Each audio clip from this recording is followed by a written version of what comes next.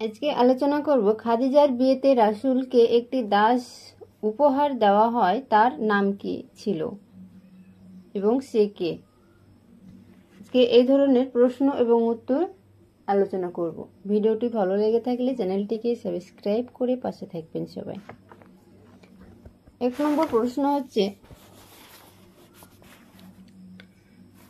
খাদিজার ঘরে রাসূলের কয়জন ছেলে মেয়ে জন্ম নেয়? উত্তর, 2টি ছেলে ও 4টি মেয়ে। 2 নম্বর প্রশ্ন, 2 ছেলের নাম কি? উত্তর,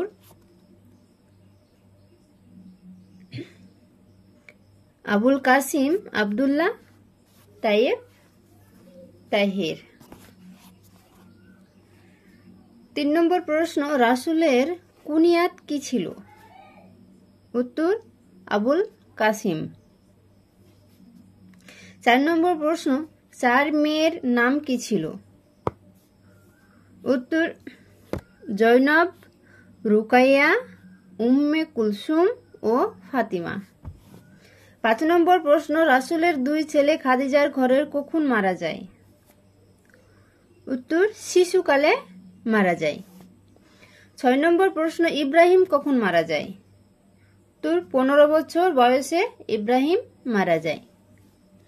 7 নম্বর প্রশ্ন, 4 মেয়ের কি অবস্থা ছিল? উত্তর, 4 মেয়ের সবাই ইসলামের যুগ পেয়েছিলেন এবং সবাই ইসলাম গ্রহণ করেছিলেন।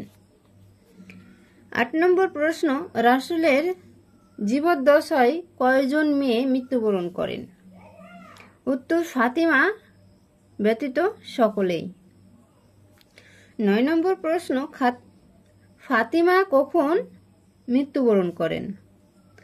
উত্তর, রাসূলের মৃত্যুর 6 মাস পর ফাতিমা মৃত্যুবরণ করেন।